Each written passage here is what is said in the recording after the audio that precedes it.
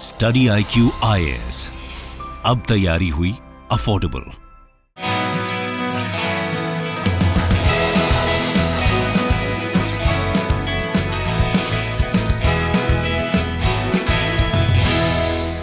Hello दोस्तों, नमस्कार। स्वागत है आप सभी लोगों का स्टडी IQ IAS पर। आप जुड़ चुके हैं स्टडी IQ IAS चैनल के साथ। मैं शुभम सरधालिया एक इंपॉर्टेंट टॉपिक, एक इंपॉर्टेंट इशू को डिस्कस करने के लिए आ चुका हूं। दोस्तों, आप इस लेक्चर का PDF मेरे टेलीग्राम चैनल पर जाकर के प्राप्त कर सकते हैं। इसके अलावा कोई भी आपका डाउट है, कोई आपकी क्वेरी है, आप इन टेलीग्राम, फेसबुक और इंस्टाग्राम हैंडल के माध्यम से मेरे साथ कनेक्ट कर सकते हैं। दोस्तों, हम बात करने वाले हैं यूएस के अंदर एक ऐसी प्रौद्योगिकी, एक ऐसी टेक्नोलॉजी पे काम हो रहा है जो आने वाले समय में क्लीन एनर्जी के लिए बहुत बड़ा एक इनिशिएटिव साबित हो सकती है। दोस्तों, आप सभी जानते हैं कि चाहे पेरिस क्लाइमेट एग्रीमेंट हो या कोई भी अंतरराष्ट्रीय संधि हो जो पर्यावरण की सुरक्षा की बात करती हो, उसमें क्लीन एनर्जी सोर्सेज पे बल दिया जाता है। यानी कि ऊर्जा के वो स्रोत जिनकी मदद से अगर हम बिजली बनाते हैं या एनर्जी प्राप्त करते हैं, उससे पर्यावरण को कोई नुकसान नहीं होना चाहिए। इस दिशा में एक बहुत बड़ा ब्रेक थ्रू मिल सकता है अंडर वाटर टरबाइन से। नाम से समझ आता है सर, टरबाइंस, इनको पानी के अंदर, समुद्र के अंदर, नदियों के अंदर लगा करके उससे बिजली बनाने की प्रक्रिया जो है, इस दिशा में एक कदम जो है वो यूएस में बढ़ाए जा रहे हैं। विस्तार से इस विषय पे चर्चा करेंगे। दोस्तों, मात्र 2 दिन का समय रह गया है। स्टडी IQ का मॉर्निंग फाउंडेशन बैच सुबह 8 बजे 11 जुलाई से स्टार्ट हो रहा है। यहां पर आपको एक्सपर्ट फैकल्टी की गाइडेंस में कंप्लीट UPSC प्रिपरेशन कराई जाएगी, आपको मेंटरशिप मिलेगी, आपको हर वो चीज जो UPSC एग्जाम प्रिपरेशन में इंपॉर्टेंट है वो यहां पर मिलेगी। ये सब मात्र 18,999 रुपए में। दोस्तों, quality education at very affordable price, जो कि स्टडी IQ का मोटिव रहा है। अब तैयारी हुई अफोर्डेबल, मात्र 18,999 रुपए में। ये कोड शुभ लाइव, इस कोड का इस्तेमाल करते हुए आपको एनरोल करना है हमारे इस कोर्स में और अपनी प्रेपरेशन को स्टडी IQ के साथ शानदार बनाना है। तो सर, जो यूनाइटेड स्टेट्स का डिपार्टमेंट ऑफ एनर्जी है वो इस दिशा में काम कर रहे हैं कि कैसे अंडर वाटर टर्बाइंस टेक्नोलॉजी का इस्तेमाल करते हुए ये जो हमारे रिवराइन रिसोर्सेज हैं, समुद्र हैं, ओशियंस हैं, यहां पर इनकी सतह पर टर्बाइंस लगा करके पानी की क्षमता से, पानी की काइनेटिक एनर्जी से उन्हें रोटेट किया जाए और वहां से बिजली बनाई जाए। अगर ये टेक्नोलॉजी में हमको एक ब्रेक थ्रू मिल जाता है तो बहुत ही कॉस्ट इफेक्टिव और एफिशिएंट एनर्जी सोर्स हमारे पास मौजूद होगा। ये एक सक्सेसफुल एंडेवर होगा जहां पर एक सिग्निफिकेंट शिफ्ट हो सकता है from the ways we generate electricity towards a clean energy future. अगर हम प्रेजेंट डे में क्लीन एनर्जी की बात करें तो सर, सबसे पहला ऑप्शन हमारे पास जिसका सबसे ज्यादा इस्तेमाल होता है वो है हाइड्रो इलेक्ट्रिसिटी, यानी डैम से इलेक्ट्रिसिटी बनाना, एक दरिया को, एक नदी को एक जगह पे रोक करके वहां बांध बनाना और उसके बाद वहां से बिजली का उत्पादन करना। या फिर हमारे पास मौजूद थी विंड एनर्जी, हमारे पास मौजूद थी सोलर एनर्जी। तो अभी तक इस तरीके के क्लीन एनर्जी सोर्सेज हमारे पास मौजूद थे, लेकिन इन सभी के अपने अपने ड्रॉबैक्स हैं, जिस वजह से एक नया एनर्जी सोर्स अगर हम प्राप्त कर पाते हैं जो होगा अंडर वाटर टर्बाइन सिस्टम, तो काफी ज्यादा कन्वीनियंट तरीके से इलेक्ट्रिसिटी प्रोड्यूस हो पाएगी। क्यों हम एक नया सिस्टम चाहते हैं जब हमारे पास ऑलरेडी इस तरीके के सिस्टम्स इन प्लेस है? इनके क्या ड्रॉबैक्स है जिनको अंडर वाटर टर्बाइन ओवरकम करेगा, ये हम यहां पर समझेंगे। तो दोस्तों, एक अगर हम तस्वीर के माध्यम से समझने की कोशिश करें तो ये जो है, ये हमारा रिवर बेड हो सकता है, ओशियन फ्लोर हो सकता है, जहां पर इस तरीके से ये गोलाकार 3 ब्लेड वाले पंखे या टर्बाइंस लगाए जाएंगे। पानी की सतह पे मौजूद रहने के कारण इसके आसपास जो पानी का फ्लो है वो हमेशा 24/7 इन पंखों को घुमाता रहेगा, इन टरबाइंस को मूव करेगा। इन टरबाइंस के मूवमेंट के साथ ही यहां पर मौजूद डायनेमो एक प्रकार की इलेक्ट्रिक डिवाइस है जहां पर गोल गोल घूमने के कारण एक इलेक्ट्रोमैग्नेटिक इंडक्शन प्रोड्यूस होता है जिससे इलेक्ट्रिसिटी बनती है। आसान भाषा में समझे तो सर, बिजली बनाने के लिए डायनेमो का घूमना जरूरी था। और ये डायनेमो कैसे घूमेगा? डायनेमो घूमेगा इन पंखों के घूमने के कारण। इन पंखों को कौन घुमा रहा है?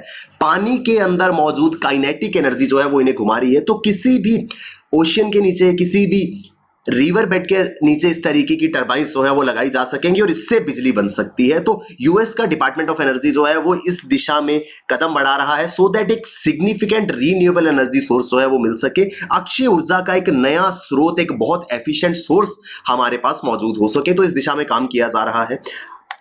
इस पूरे के पूरे प्रोसेस में एक एजेंसी जो है वो डिपार्टमेंट ऑफ एनर्जी जो है वो एक्सप्लोर कर रहा है कि कैसे कितना पोटेंशियल है इन अंडर वाटर टर्बाइंस में, जिनकी मदद से बहते हुए पानी, चाहे नदियां हो या ओशियंस के अंदर, आपने ज्योग्राफी के अंदर ओशियन करंट्स का कंसेप्ट पढ़ा होगा। बॉडी ऑफ ओशियन में सर्कुलर मूवमेंट्स ऑफ वाटर होती हैं जिन्हें ओशियन करंट्स कहा जाता है। ये ओशियन करंट्स और रिवर फ्लो का इस्तेमाल करते हुए हम टरबाइंस को रोटेट करेंगे। These turbines could significantly boost renewable energy and help reduce dependence on fossil fuels. Sir कुछ ही समय पहले की बात है, कोल क्राइसिस भारत ने देखा था। क्यों? क्योंकि सर हमारी इलेक्ट्रिसिटी डिपेंडेंस जो है वो सबसे ज्यादा अभी तक कोयले पर है, जो फॉसिल फ्यूल है। और जब भी कभी ऐसी सिचुएशन आएगी इस तरीके से, अगर एक बार कोल क्राइसिस आया है तो ऑलमोस्ट मेजॉरिटी ऑफ स्टेट्स जो भारत के हैं वहां पर बिजली के लिए हाहाकार मच गया था। और यही सिचुएशन अगर कंटिन्यू रही तो काफी दिक्कतें आ सकती हैं भविष्य में। इस वजह से एक इमीडिएट शिफ्ट की जरूरत थी कि हम फॉसिल फ्यूल जैसे सोर्सेज से हट करके किसी दूसरे ऊर्जा के स्रोत की ओर अपने कदम बढ़ाएं। ये कदम जो है, ये अंडर वाटर करंट्स जो हैं वो हमारी मदद करेंगी, क्योंकि अंडर वाटर करंट्स, पानी के भीतर होने वाली जो मूवमेंट्स हैं, जो वहां पर एनर्जी मौजूद है, वो अब बहुत ज्यादा है, क्योंकि हमारे पास वाटर बॉडीज जो है वो बहुत बड़े साइज में है। और सबसे इंपॉर्टेंट बात यह है कि ये एनर्जी पोटेंशियल अभी तक अनटैप्ड है, इसका किसी ने भी उपयोग करा नहीं है। तो अगर हम इस दिशा में काम करते हैं तो अनडाउटेडली ये अंडर वाटर करंट्स की जो पावर है वो बहुत हेल्पफुल रहने वाली है। लेकिन इस पावर को हार्नेस करना जो है वो आसान काम नहीं है। That power, harnessing that power is not an easy task. सुनने में जितना सरल लग रहा है कि पानी की सतह पर जाके टरबाइन लगानी है, चीजें उतनी सिंपल है नहीं। दरअसल यहां पर जो हाइड्रोकाइनेटिक टरबाइंस लगाई जाएंगी, जो पानी की काइनेटिक एनर्जी क्या होती है? किसी भी मूविंग ऑब्जेक्ट के अंदर एक एनर्जी जो है वो प्रोड्यूस होती है, जो काइनेटिक एनर्जी कहलाती है। तो पानी की काइनेटिक एनर्जी की मदद से चलने वाली ये टरबाइंस जो हैं, इनकी कॉस्ट बहुत ज्यादा है अनडाउटेडली। दोस्तों, हमको समुद्र की सतह के अंदर जाकर के, नदी की सतह के अंदर जाकर के टरबाइंस जो है वो लगाने हैं। तो ये एक सबसे बड़ा बैरियर है, जिसकी वजह से वाइड स्प्रेड कमर्शियल एडॉप्शन जो है वो भी नहीं हो रहा। लेकिन पहले इस पूरे के पूरे प्रोसेस को इन रियलिटी चेक करके देखा जाएगा कि क्या वाकई में इससे जितना पोटेंशियल हम इसमें एज्यूम कर रहे हैं, क्या वाकई उतना पोटेंशियल है। और अगर वो पोटेंशियल हमें दिखता है तो उसके बाद इतनी बड़ी कॉस्ट को जो है वो इनकर करना होगा। यूएस का जो डिपार्टमेंट ऑफ एनर्जी है वो ऐसे करीब 11 प्रोजेक्ट्स को फंड कर रहा है। 2020 से 38 मिलियन की ग्रांट जो है यूनाइटेड स्टेट्स के ऊर्जा विभाग ने, डिपार्टमेंट ऑफ एनर्जी ने 2020 में ऐसे 11 प्रोजेक्ट्स को दी थी, जिनका उद्देश्य क्या है?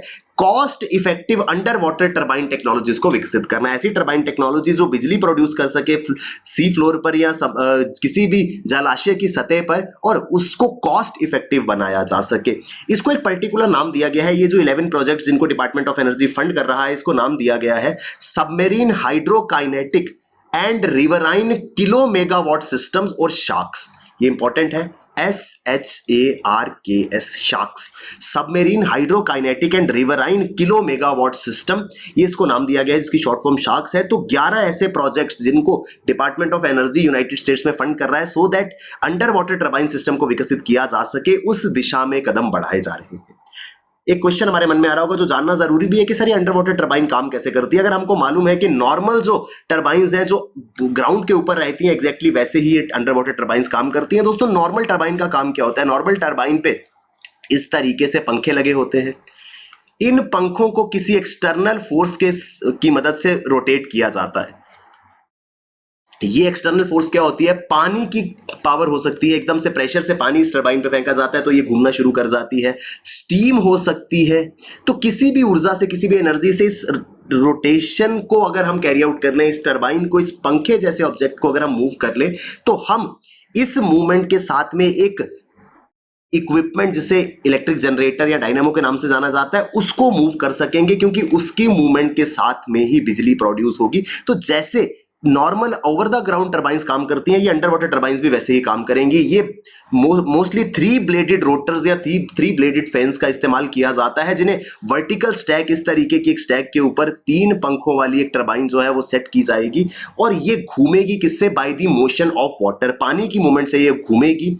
ये पानी की मूवमेंट जो है, ये रोटर जब घूमेगा तो एक मैग्नेटिक कॉइल जनरेटर जो है वो मौजूद मूव करता है, जिसे हम डायनामो कहते हैं। मैग्नेटिक कॉइल रोटेट करना शुरू होती है, और इस इस मैग्नेटिक कॉइल की रोटेशन से, इसके अंदर इलेक्ट्रोमैग्नेटिक इंडक्शन इफेक्ट से बिजली जो है वो बनती है। तो इस तरीके से shaft housing, magnetic coil generator, ये सब चीजें घूमना शुरू कर देंगी। क्यों? क्योंकि टरबाइन या रोटर ब्लेड जो है वो घूम रहा है और इससे अल्टीमेटली इलेक्ट्रिक करंट पैदा हो जाएगा। तो ये टेक्नोलॉजी का इस्तेमाल किया जाएगा।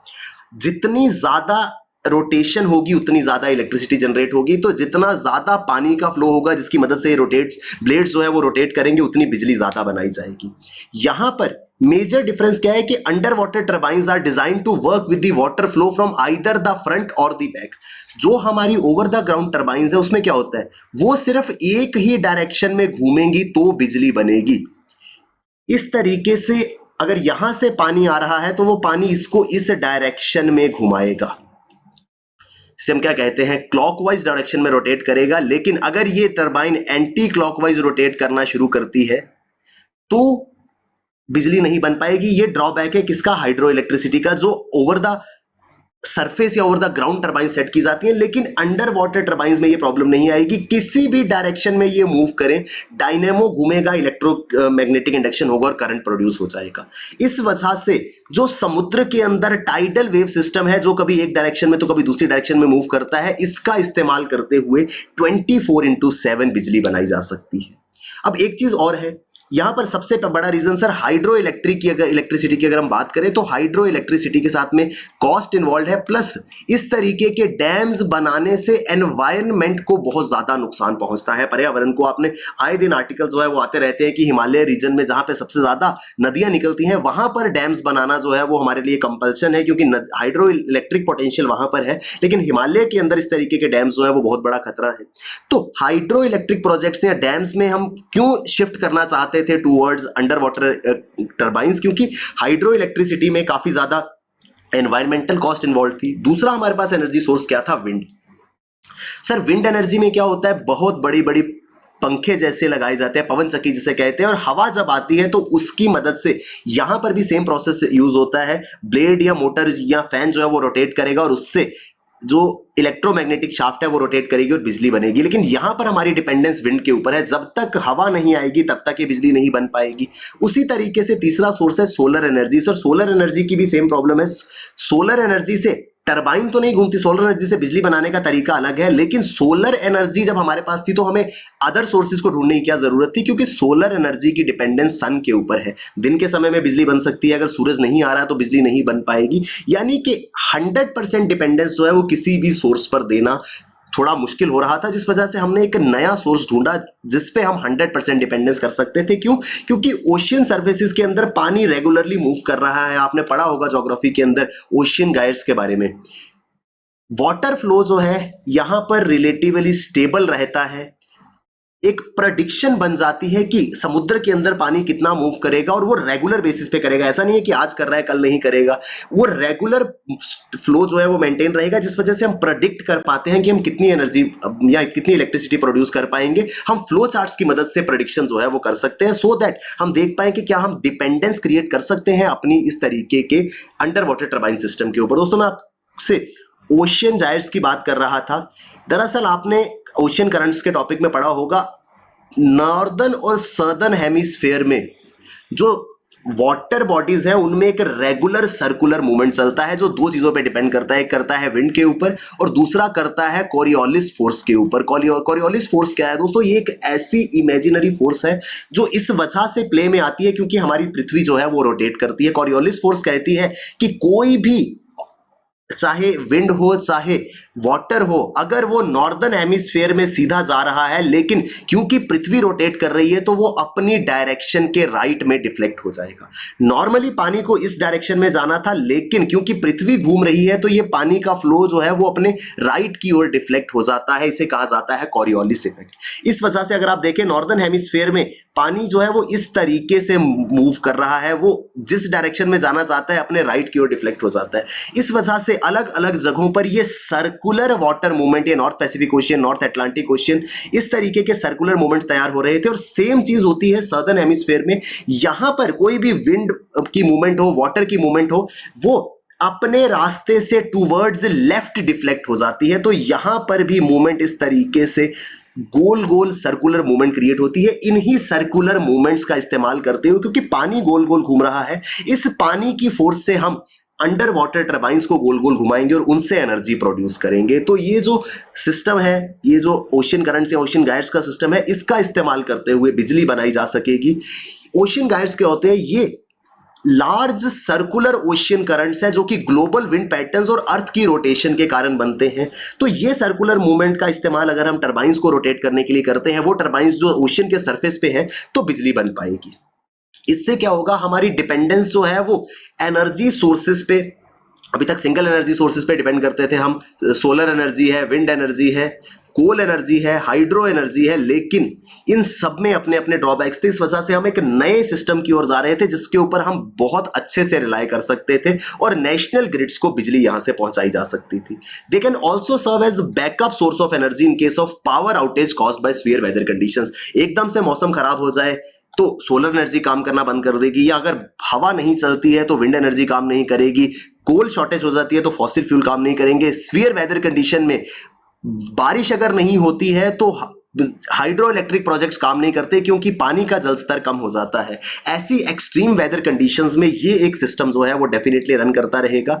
यहां पर एक एडवांटेज ये भी है कि यहां हमें कोई बहुत बड़े डैम्स या रिजर्वायर्स क्रिएट नहीं कर रहे हैं। क्यों? इनकी डैम्स की कंस्ट्रक्शन या रिजर्वायर्स की कंस्ट्रक्शन जो है वो एनवायरमेंटल फुटप्रिंट क्रिएट करती थी, यानी कि पर्यावरण को नुकसान पहुंचाती थी। यहां पे कोई डैम क्रिएट नहीं हो रहा है, कोई एनवायरनमेंट को नुकसान नहीं होगा। हालांकि ये देखना होगा कि किस तरीके की टरबाइन सिस्टम का मैरीन सोर्सेज पे, जो समुद्री जीव है, उनकी लाइफ पे क्या प्रभाव पड़ता है। लेकिन अगर वो प्रभाव ज्यादा विनाशकारी नहीं है तो रिन्यूएबल एनर्जी का ये बहुत इंपॉर्टेंट सोर्स बन सकता है। मैं उम्मीद करता हूं हम समझ पाए होंगे कैसे एक नए क्लीन एनर्जी सोर्स की ओर शिफ्ट करने की दिशा में काम अमेरिका के अंदर किया जा रहा है। और अगर ये एक्सपेरिमेंट या अगर ये पूरा का प्रोजेक्ट सफल रहता है तो दुनिया के अलग अलग देशों में इसको इंप्लीमेंट किया जाएगा।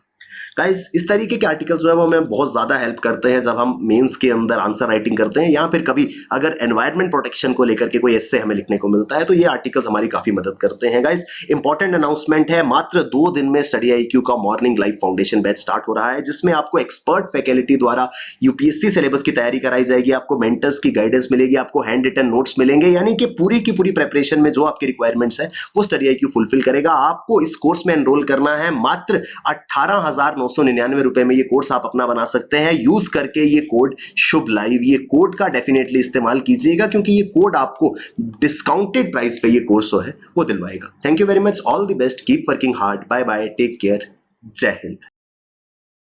Hi, this is Ajay Joshi, one of the UPSC aspirant from remote area of India who face multiple number of difficulty to assess the basic elements which are necessary to crack UPSC exams like proper guidance, environment. Study IQ is only platform in India which provide me all these basic elements. And thank you again, Study IQ, make me so confident so that this time I will definitely crack UPSC exam. Study IQ IAS, अब तैयारी हुई affordable.